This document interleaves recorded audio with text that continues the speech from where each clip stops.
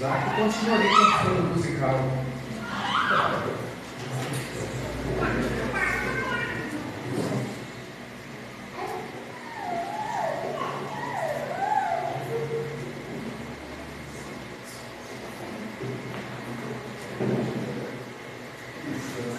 Vamos à leitura do capítulo 7 do livro de Jó, sem delongas.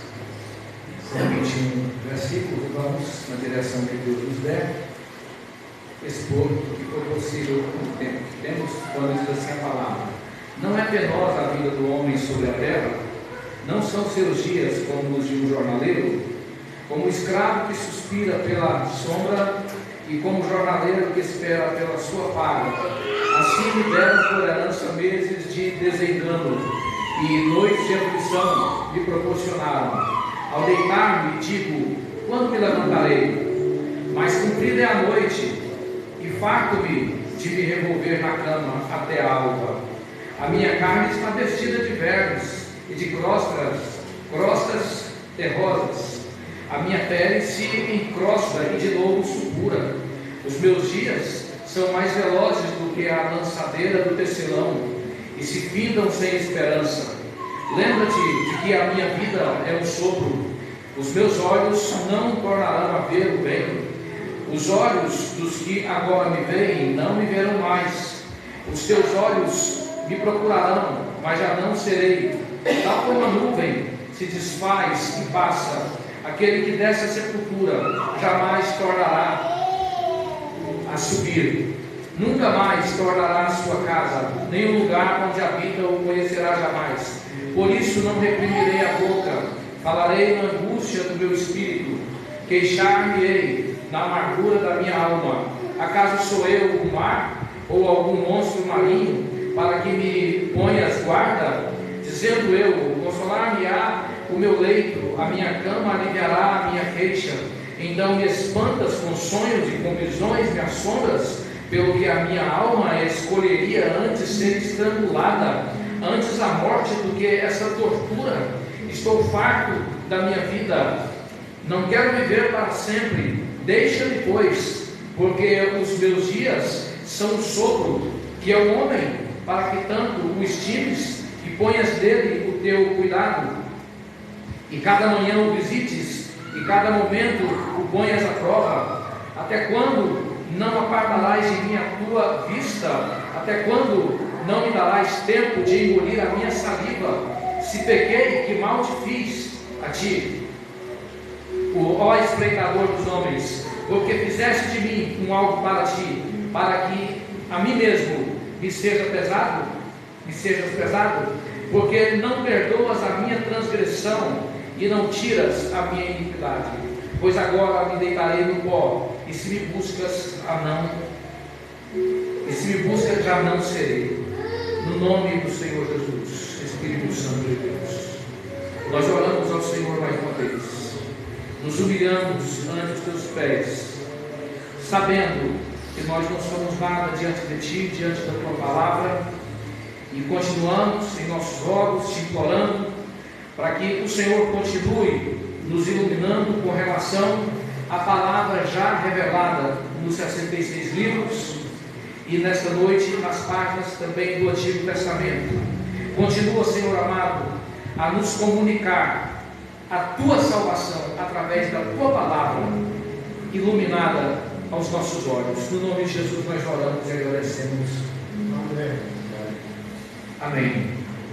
Eu gostaria de, como introdução do capítulo 7 do livro de Jó, fazer menção dos tristes acontecimentos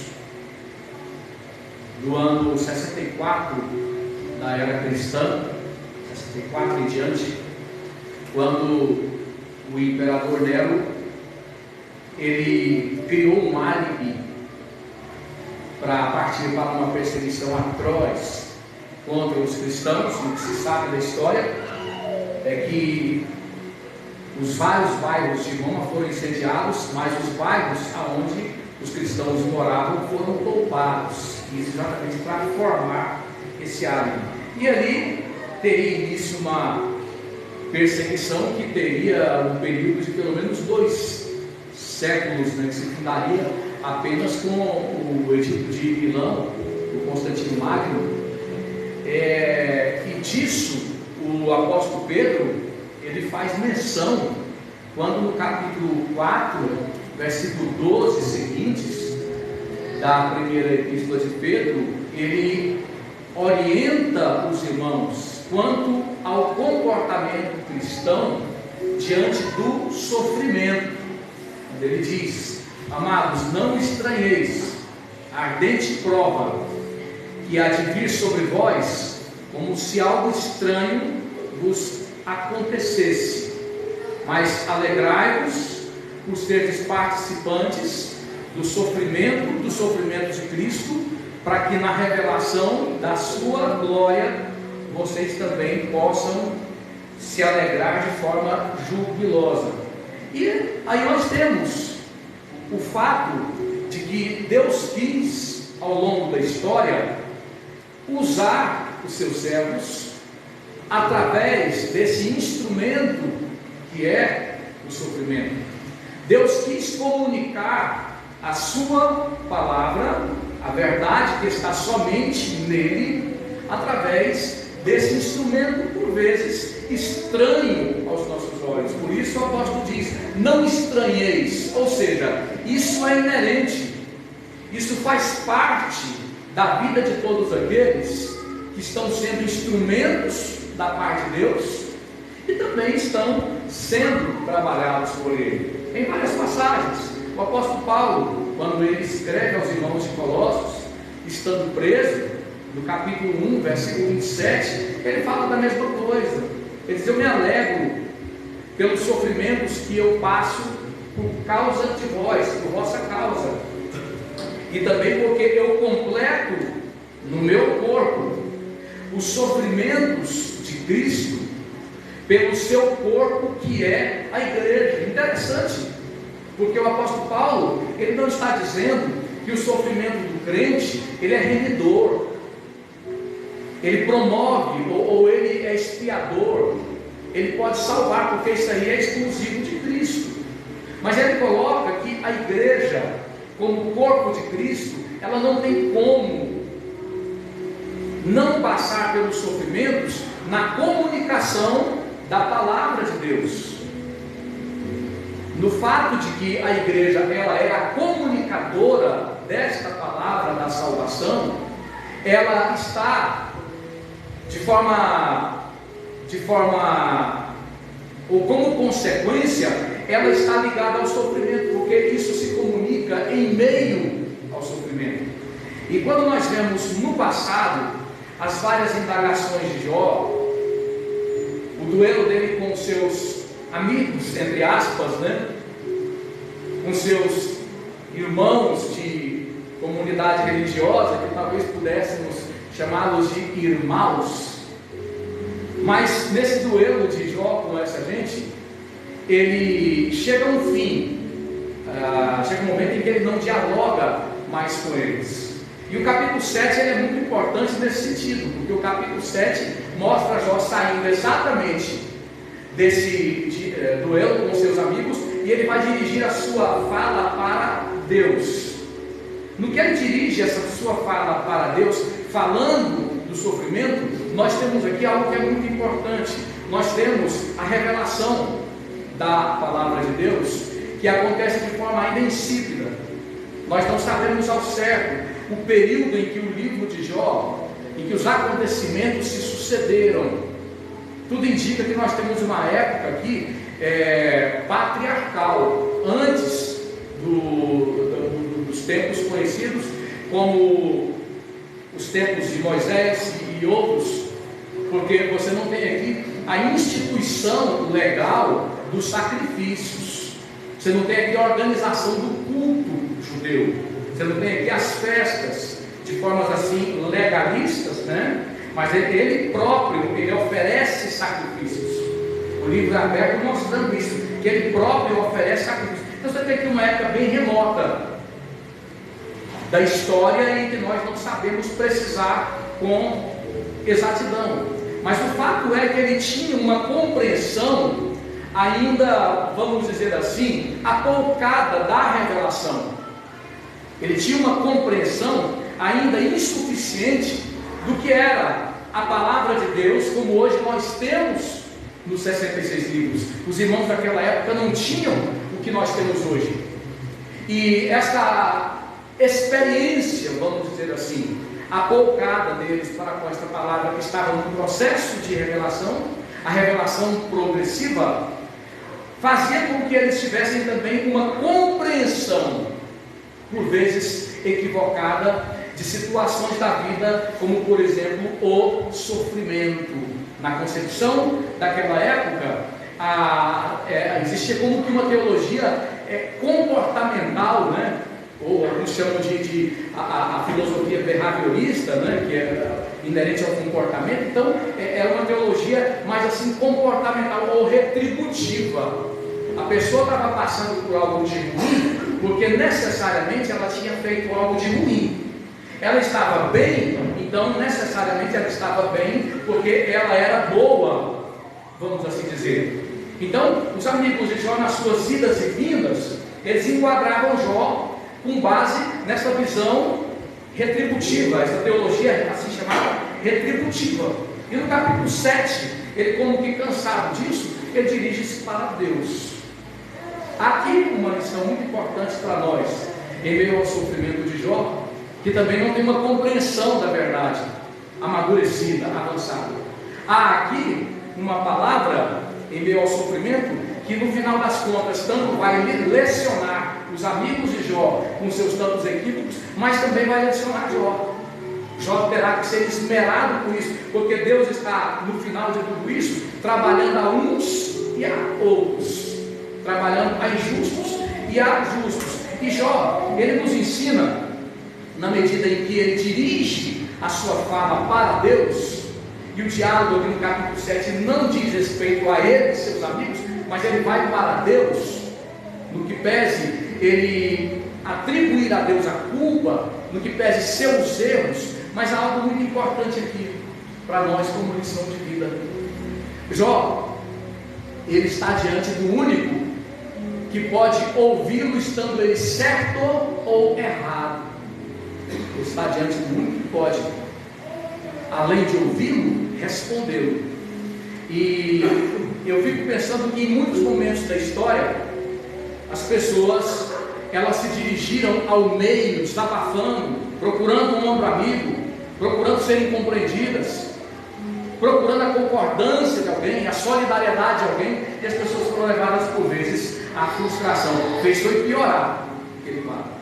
Já citamos aqui em vezes anteriores o fato de que o mundo considerado o mundo das luzes, o mundo que já tinha contribuído em termos, contribuído em termos com a visão do iluminismo, do renascentismo, o mundo que já era então evoluído, repercutindo a visão equivocada dos chamados teólogos da alta crítica, os teólogos alemães, a Alemanha se tornou a pátria da alta crítica. Então acontece, nesta compreensão de desenvolvimento, de evolução, de visão de vida, o que é que o mundo fez? O mundo contemplou o assassinato de mais de 6 milhões de pessoas e não fez nada para impedir. O mundo viu, calado, esta barbárie acontecer. Não adiantou os gritos, os gemidos dos judeus, inclusive crianças, que foram levados para os fornos de cremação nazista. O mundo se calou. Sabe o que isso nos ensina? Que é perda de tempo buscar a misericórdia nos homens. É perda de tempo você buscar o ombro dos homens como consolo. Eu não estou dizendo aqui que como cristãos nós não choramos uns com os outros, não, porque já é diferente.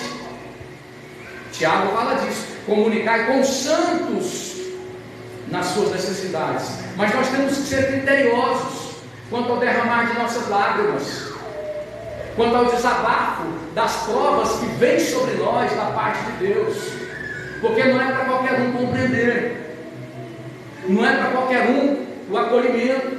E Jó está diante de pessoas aqui que lá na frente ele vai chamá-los de consoladores molestos, Vocês são consoladores modestos. Que expressão terrível, né?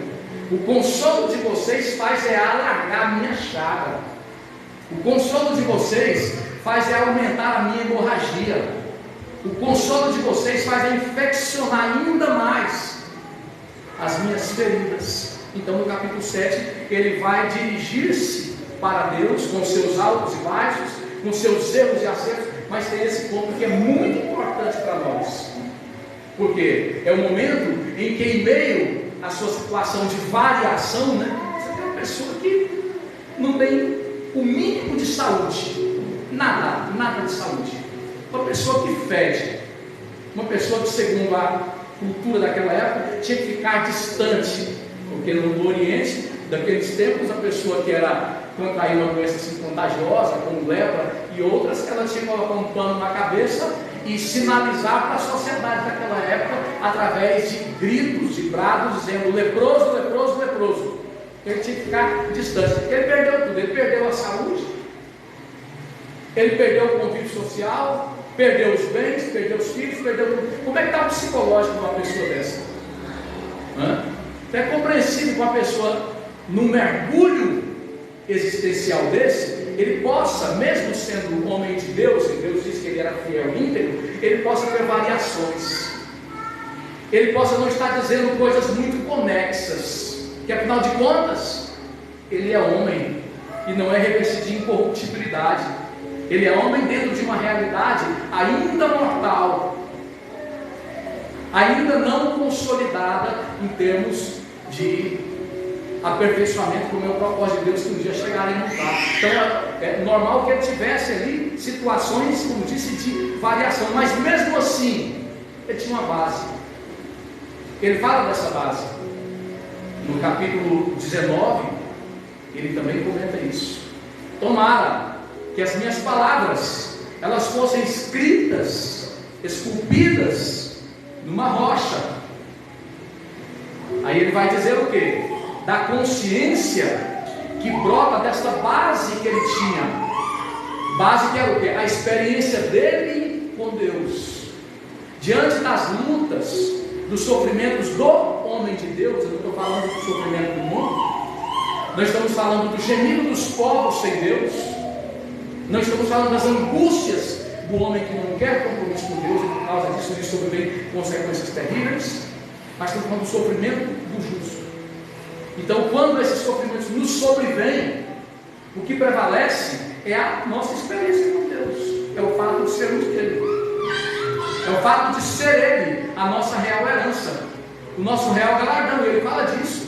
Tomara que as palavras fossem escritas numa rocha, porque eu sei que o meu Redentor vive, e que por fim se levantará sobre a terra, e ainda nesse meu corpo eu verei a Deus. Ele tinha certeza de que o tempo era um detalhe. Bom, eu não sei, porque no capítulo 7 ele diz que ele vai morrer. Ele diz que ele não tem mais esperança. Ele diz que quando Deus fosse dirigir a ele, ele já morreu. Então quando ele usa figuras como a do tecelão, ele passa essa ideia: não vai dar tempo, eu não tenho mais esperança de que eu saia dessa. Essa situação vai me matar, ela vai me eliminar, ela vai me levar para a sepultura.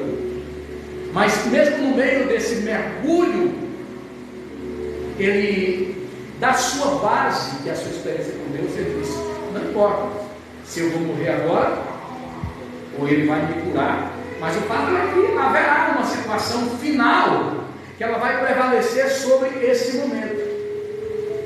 Esse momento, por mais que ele apresente uma situação perdida, triste e humanamente irrecuperável, ele não é o final para aqueles que têm em Deus o seu real tesouro. Quando ele diz: nesse meu corpo mortal eu verei a Deus. Ele tem certeza da ressurreição, mesmo que no Antigo Testamento a totalidade da revelação não tinha se sucedido, mas essa esperança ele tem da revelação, da ressurreição, da recuperação de todas as coisas nele, porque a palavra redentor, do hebraico goel, que é exatamente o que reivindica, o que devolve.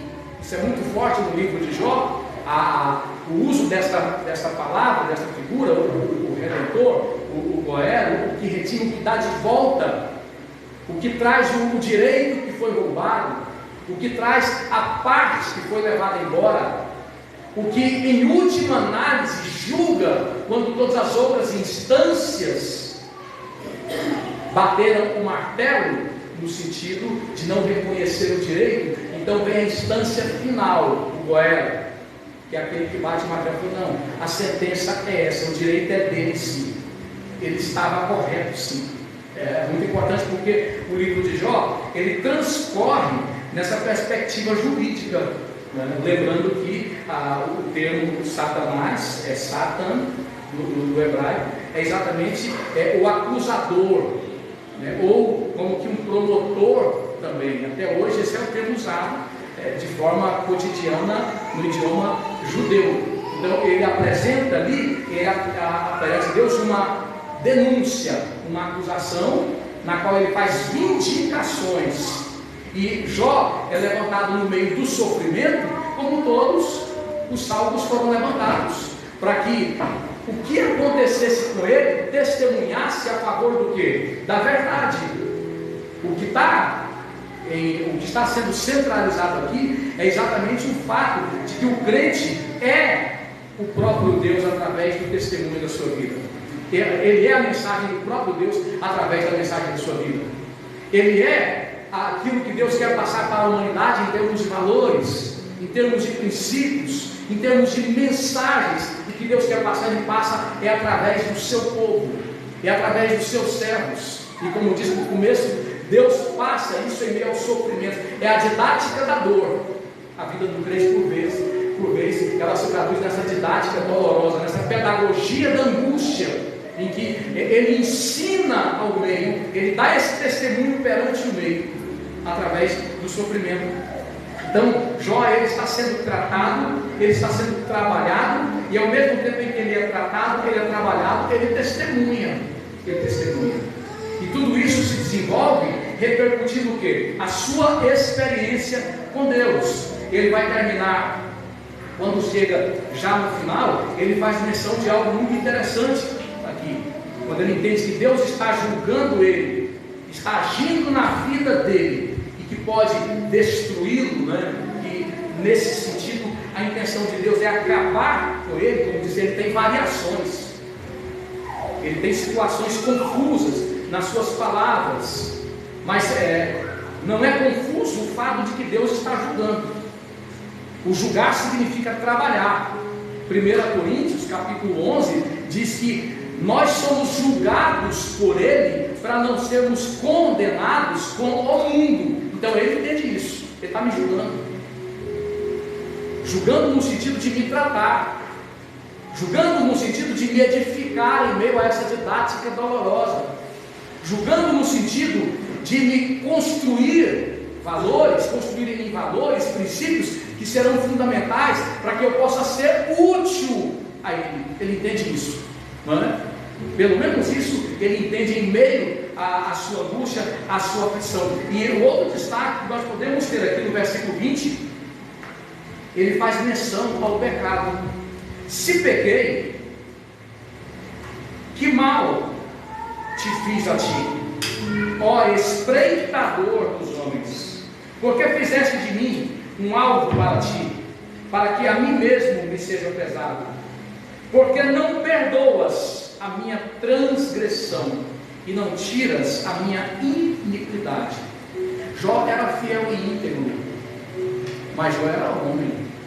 Jó tinha áreas a serem trabalhadas na sua vida, e dizer que ele tinha áreas trabalhadas na sua vida é uma forma amena de nos referirmos aos pecados que ainda existiam na sua vida. Não tem ninguém que não tenha pecado, nem mesmo um homem que Deus chame de fiel e íntegro. E ele fala exatamente de pecado. Ele não era um delinquente no sentido, vamos dizer assim, legalista, humano, mas ele reconhece, do profundo do poço em que ele se encontra, ele reconhece que ele tinha áreas a serem trabalhadas. Perdoa, ele fala da minha iniquidade. Então, nós temos o sofrimento, como instrumento de Deus para ir trabalhando áreas não trabalhadas ainda nas nossas vidas, áreas ainda não aperfeiçoadas nas nossas vidas. Você vai ver em toda a Bíblia o homem justo, a mulher justa, a mulher íntegra, o homem íntegro, associado à realidade do pecado que ainda está dentro de nós, que nós temos uma natureza, que ela é adâmica e ela não presta para adorar. Tudo tem que se fazer com essa natureza é mortificá-la cada dia mais, não é exaltá-la. Quando você vê o testemunho de Maria, quando ela fala, ela agradece a Deus ali no canto chamado Magnificar, no capítulo 1, versículo 47 do livro de Lucas. Então ela fala de Deus meu Salvador. Como é que é isso, marianos? Ou vocês aí da teologia romanista, como é que Maria, que nunca pecou, que nunca errou, quem nunca pecou, quem nunca errou, precisa de um Salvador? Não precisa de um Salvador. Ela fala ali, Deus, meu Salvador. É para nós entendermos um pouco mais sobre a realidade do pecado, que nos é o que? Inerente. Pecado é inerente. Eu nasci em pecado. Salmo 51. Em pecado me concebeu a minha mãe. Áreas a serem tratadas. Então esse homem, nessa conversa, nesse diálogo que ele tem com Deus, esse homem que é fiel e íntegro, esse homem que é de conduta ilibada, inatacável, esse homem que é avaliado pelo próprio Deus como fiel e íntegro, ele fala do seu pecado. Parece assim uma contradição, né? Parece uma situação posta como polêmica e parece que temos uma aparente contradição. Parece, mas analise o contexto de tudo que ele colocamos e você vai perceber que o justo, que em meio ao sofrimento ele testemunha a verdade de Deus, ele dá um testemunho eloquente a respeito dos valores, dos princípios, da própria verdade. Ele também, enquanto isso, ele é tratado, ele é trabalhado. Jesus mandava os discípulos, comissionava-os, e enquanto eles iam, eles erravam, fracassavam e eram tratados.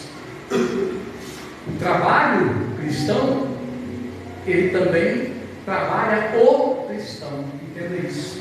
É por isso que eu não acredito. Assim, fazendo uma certa digressão aqui, eu não acredito que a pessoa sem compromisso com Deus, ele cresce, ele amadurece, ele se santifica, ele evolui espiritualmente, ele consegue vigiar, ele consegue ter um relacionamento verdadeiro com Deus. Não acredito nisso não. Porque o trabalho cristão também trabalha o cristão. Como temos dito, as pessoas que verdadeiramente crescem, se santificam mais, oram mais, buscam mais, vigiam mais, são pessoas que aceitaram o ônus da vida cristã, que é o sofrimento pela obra de Deus. Encararam de frente. Não existe trabalho cristão sem sofrimento. Não existe trabalho cristão sem dor, sem angústia. Não tem jeito. Quer vir após mim?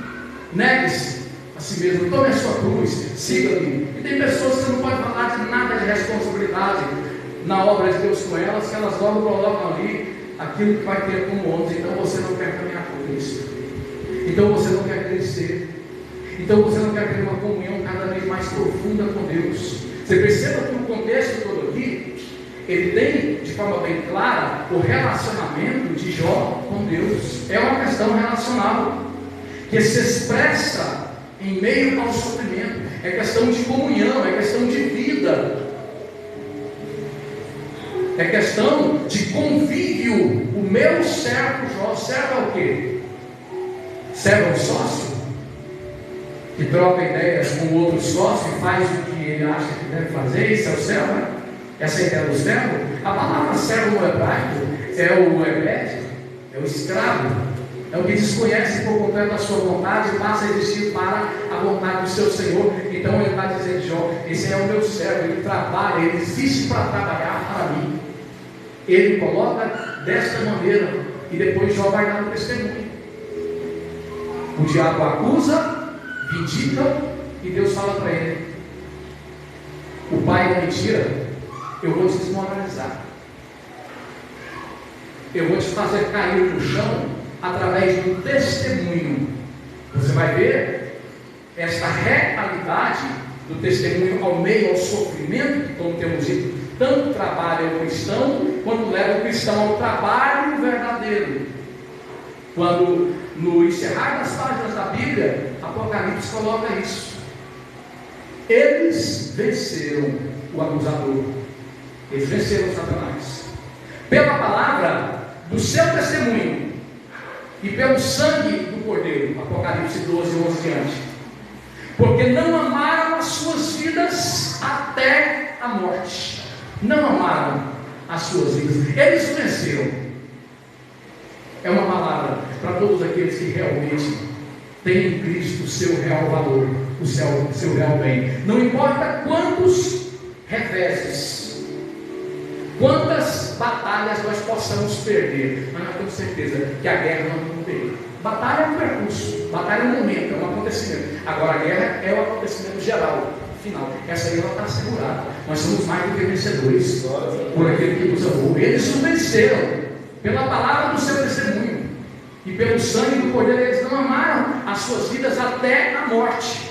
Então, esse homem que está sendo trabalhado aqui, ele também está dando um testemunho que Deus falou para o diabo: pode tocar.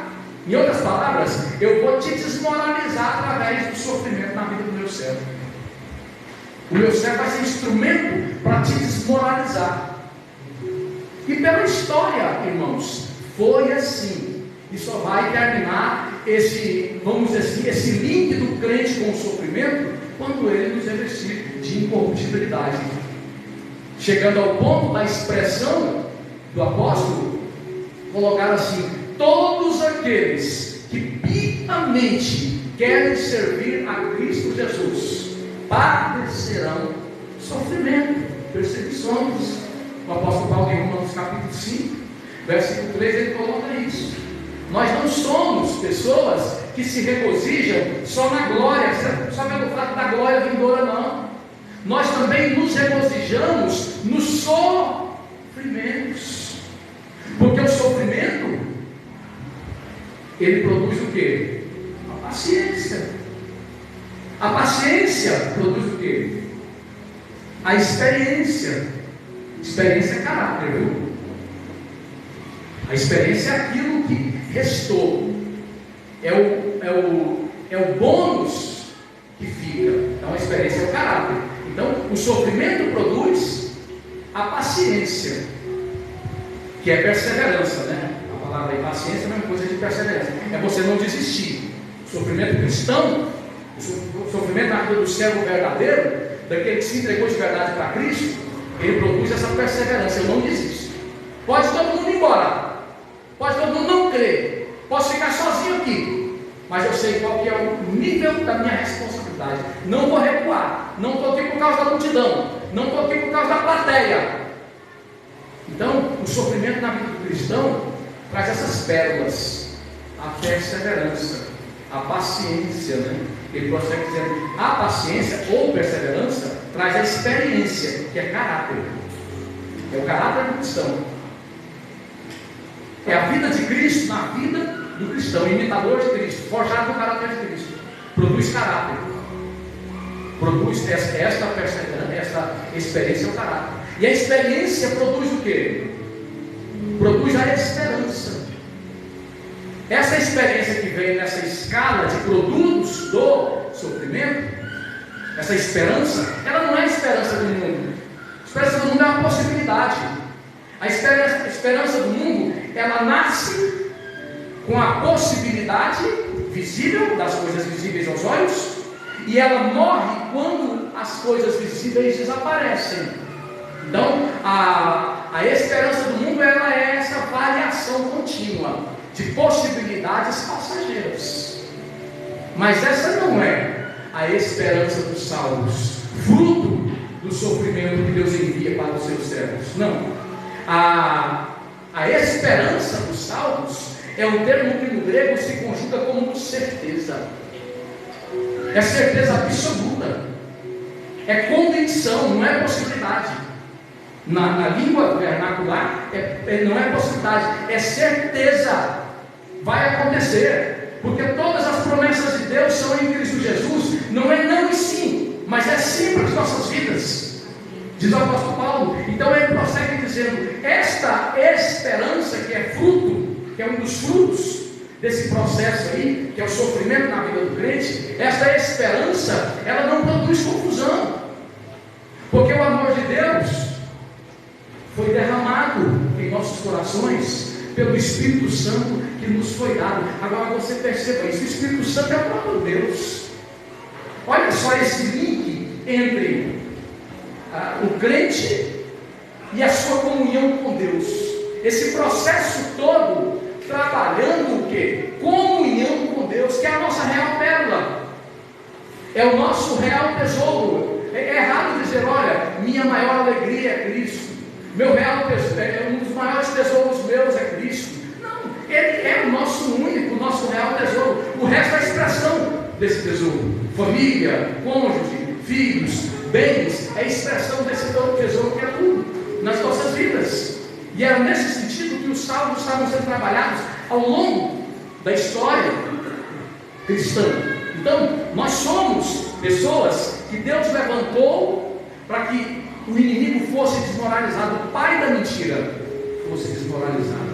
Esse é um momento difícil da história do povo cristão. É um momento difícil da história do povo evangélico aqui no Brasil. Nós estamos sendo desafiados pelo pai da mentira. Eu acredito que seremos terrivelmente provados doravante. Sabe Deus os detalhes dessa provação, mas nós não podemos aceitar a mentira substituindo a verdade. Se a igreja evangélica aceitar a mentira no lugar da verdade, em qualquer esfera, no contexto da família, da política, nos aspectos sociais, se a igreja evangélica aceitar a fraude, que é mentira, como verdade, ela está dizendo o seguinte: ok, nós admitimos que nós somos irrelevantes, que nossos valores não significam nada.